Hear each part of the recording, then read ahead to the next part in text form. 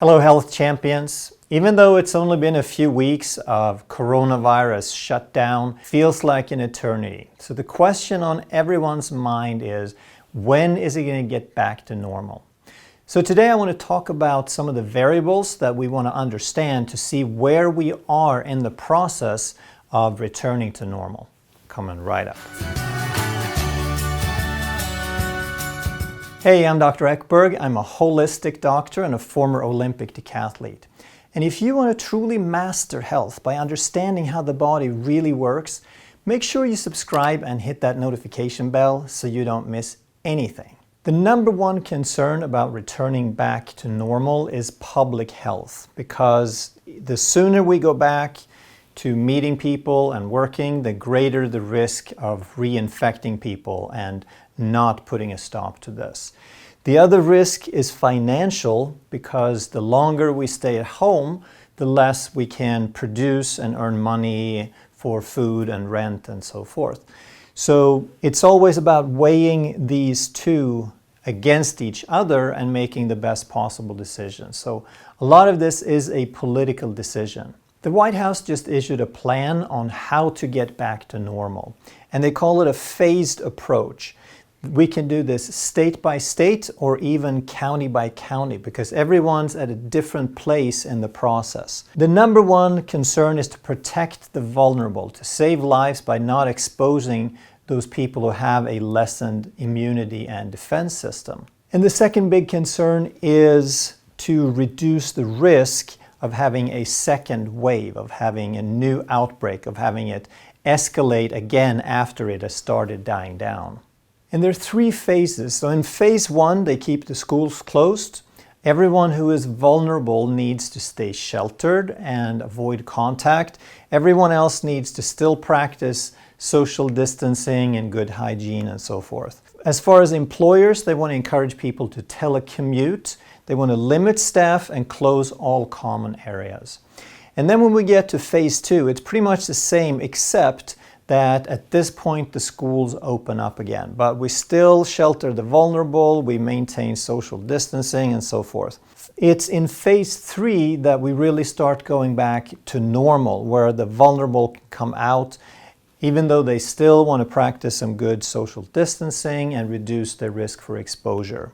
As far as employment, they recommend full staff, but to limit interactions and avoid crowds and not have large gatherings over 50 people and so forth. The criteria are very general, but they're looking for, during a 14-day period, to have a consistent reduction in flu-like symptoms and coronavirus symptoms. They're looking for a decrease in documented cases or a reduction in the percentage of positive tests. So they want to maintain the testing, but they want to see a less and less percentage of people who are infected. Part of the plan is to have enough resources for hospitals to treat all critical cases, but also to have a robust testing in place for all healthcare personnel, including antibody testing. Now, these are very general guidelines and very general criteria, and even though they put some markers down, they don't really tell us when any of this is going to happen. So I want to look at a few of the numbers. I want to look at some of the trends and try to understand where we are in the process. The very first thing that we're looking at, the first thing that has to happen, is that we want to slow down the doubling rate. What we're looking for is a reduction in overall numbers. Now, if we had an increase, a linear increase, that would be bad enough. But the absolute worst is an exponential increase, a so-called doubling rate. And here's how that works. Let's say on day one you have 1,000 people infected, and then the next day you have 1,414. That's an increase by 41%. If that rate stays and we have another 41%, then we would have a doubling in 2 days. It goes from 1,000 to 2,000 in 2 days. And that means in another 2 days we'll have 4,000 and then 8,000 and so forth. This is totally out of control, and the quicker we can get away from that, the better. Another example would be if we had 1,000 on day one, but now it only increases by 15%. And it keeps going at 15% until day 6. So in 5 days, we double the rate again. So obviously this is still a really bad scenario, but it's not as bad as doubling every 2 days. So it's still a step forward.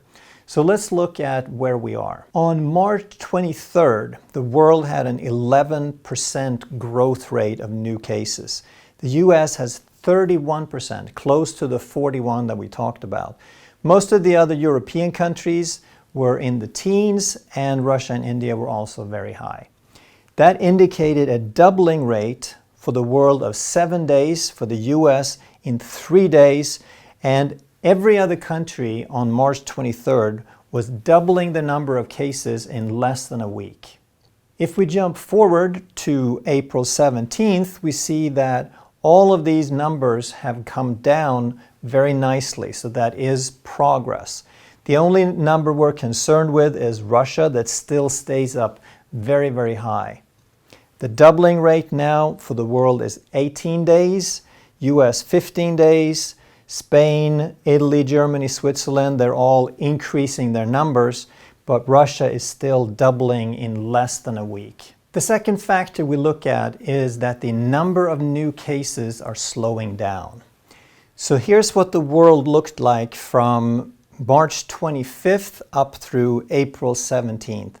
And I've smoothed out the curve just a little bit by running a 3-day average. So every marker, every bar here represents that day and the 2 days before.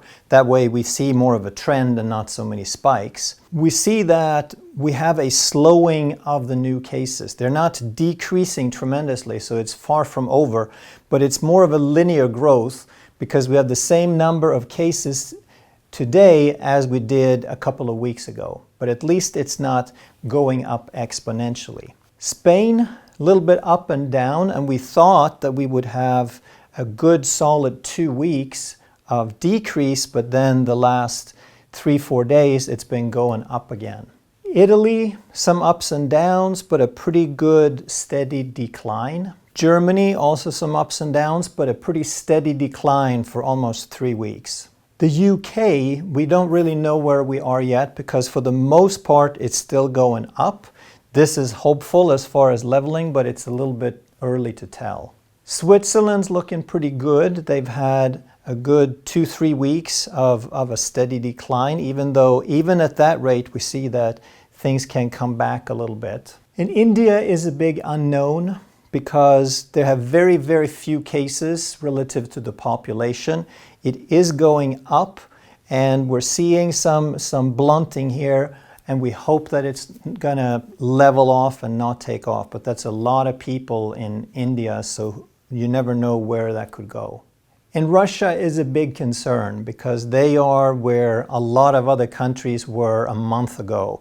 The new cases are going up at a very fast rate. The United States is looking pretty much the same thing. We've leveled off. It's not going away anytime soon, but at least it's not shooting straight up. The third thing I want to look at is the active versus total cases. And when are we going to pass the peak of the active cases, and why does that matter? Well, the total cases are always going to go up, and they're going to plateau at a maximum eventually. But the active cases, they're going to reach a peak, and then they're going to taper off. And in the beginning, the two curves are going to go together because there is a 2 to 3 week lag that people need to recover. In the beginning, when people get infected, a week later, all those infected are still infected. But 2 weeks, 3 weeks into the process, some people are going to be recovered. And why is that peak important? Because that's the maximum number of people that the healthcare system has to deal with at any given time. So once we've reached that peak, then we're not home free per se, but it's going to get easier from that point on. So when the situation resolves, then this is going to level off, and this is hopefully going to get down towards zero. Now that's an unknown because we don't know exactly what the residual long-term level is going to be. Hopefully we'll get down to zero, but we don't know really what's going to happen. So here's the trend for the world as a whole. And the yellow is the number of total cases. And we're seeing that it's between 2 and 2.5 million now. But the red is the active cases. So we have over 1 million recovered people in the world. But as we see with the red, we see the trend is still going up. We haven't reached the max number of active cases. When we look at South Korea, even though they're still having some new cases, we see the yellow slowly going up. We also see that the red is steadily declining. So they had their maximum number of active cases of a little over 7,000 on March 11th. So they were about here, and then they have been steadily declining.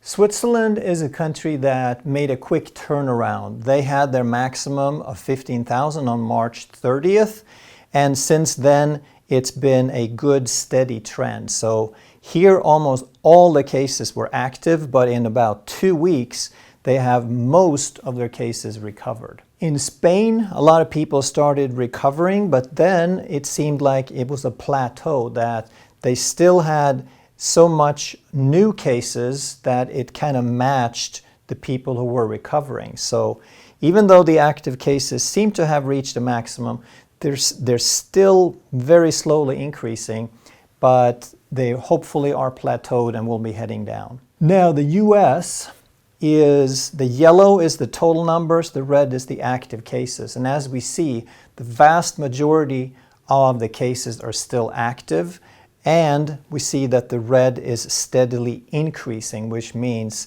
that we have not reached the max. There's no telling how long that's going to take, but it's still growing steadily. Let's look at the percentage growth rate of active cases. So on March 23rd, most countries were in the teens to 30% range. And by April 2nd, we had a good decrease, so a dramatic decline by then. And Switzerland was even in the negative, meaning that they were getting fewer active cases at that point. On April 17th, most of the rates are way down. They're approaching zero. And now we also have Germany at a negative growth rate. The main concern is Russia. That's still growing very, very quickly. Now let's look at the doubling rate of the active cases. So in the world, we still have a doubling rate of 21 days. If it keeps at this rate, we'll have twice as many active cases in 21 days. Now, the longer that time is, the more likely that we will never get there, that the growth rate will continue to decline, and then we'll never have another doubling. And on the positive side, we see Germany and Switzerland. They have a negative, meaning in Germany, in 23 days, they'll have half the number of active cases at that rate. The big concern is Russia, still doubling every 5 days. The fourth measure I want to look at is recovered versus total cases. In the beginning, the recovered is going to be very, very low because it takes a few weeks for people to get past and beat the virus. And then as we go, both total and recovered are going to increase, but then eventually the total will plateau and the recovered will come close to it, but not quite, because there's also a death rate. Here are the percentages of recovered versus total cases on March 23rd. The world was at 27%. The US was only at 1% because it was kind of a new thing here. South Korea was well along into the process at 39% of total cases had recovered. On April 2nd, the numbers were much better for most places. South Korea was at 60, and the US had gone from 1 to 4. On April 17th, the world was at 25, the US was at 9%, Spain, Germany, Switzerland was doing a whole lot better, and Germany and Switzerland now had more than half the total cases recovered, and South Korea was at 74%. Now let's also look at the total number of infected people out of any given population. So if we measure the number of cases per million people, then 1,000 people out of a million would be 0.1%. So in the US, we had 2,163 people out of every million, so that's 0.2% of the whole country had been infected. Spain was almost twice as many, Germany close, and then we look at the Western countries, they were all similar to the US or a little bit higher. Now we look at Russia, India, and Korea, and we see very low numbers. So that either indicates that they did a really good job of containing it, or it means that they're just getting started. So in the case of Korea, we know that they did a great job containing it because they're on the downslope of the process. India, we don't really know where they are. And with Russia, unfortunately, we know that they're just getting started, and everything kind of points to Russia ending up in this range as well. The yellow line is the world as a whole, with 296 cases per million people so far. And New York, as we all know, has been hit really hard. And even if it's not the hardest hit, it's the hardest hit of the major metropolitan areas. So in the state of New York, we've had 12,286 cases per million, which is over 1% of the people infected. So when is it going to get back to normal? Well, as you can tell, it's not a real simple answer. We know that South Korea is probably on the end of it. We know that Switzerland is making great progress, that they're probably past the peak of active cases. We know that Spain is close to the peak, and we know that the US is not there yet, while Russia is unfortunately just getting started. But here's what's really important to keep in mind. When we look at all these numbers, that's public health, that's statistics for the politicians to make decisions. But what's most important for the individual, the only one you can truly affect is yourself. And what can you do? There's been a lot of talk about risk factors. And the number one risk factor is age, the second is obesity, and the third is insulin resistance. Now here's what most people haven't realized or thought about, that these risk factors account for almost all the cases. Not every single case, because there's still exceptions, but almost all the death cases are because of age, obesity, and insulin resistance. And the other thing people don't realize is you can do something about it. You can change these. You can't change age, but it's not age per se that's dangerous. It's the fact that most people of a high age have insulin resistance and cardiovascular problems and metabolic syndrome and poor nutritional status and so forth. So even though age is the number one risk factor, there are a lot of old, healthy people. And if you want to change these risk factors, regardless of age, then what you want to do is get healthy. And health is not the lack of symptoms. You don't wait till you have a symptom. You don't wait till you have insulin resistance or diabetes or cardiovascular disease. You change it beforehand. And that's what every video on this channel is about. That's the purpose of this channel, is to help people get healthy, to understand what it is, and to prevent disease and to build health. So nutrition, activation, also known as exercise, yoga, stretching, going for a walk, meditation, relaxation training, helping the body balance out stress responses, and obviously reducing stress. All of these are the factors, these are the true risk factors, because these determine these. These determine your biological age, and these determine your obesity and insulin resistance and metabolic syndrome and so forth. One of the best ways to reduce stress these days is don't watch the news. We all want to know a little bit about the coronavirus. We want to understand where it's heading, and we want to keep up. But don't bury yourself in the news, because it's very stressful and it's very worrisome, and it will hurt your immune system. If you enjoyed this video, make sure you also take a look at that one. Thanks so much for watching. I'll see you in the next video.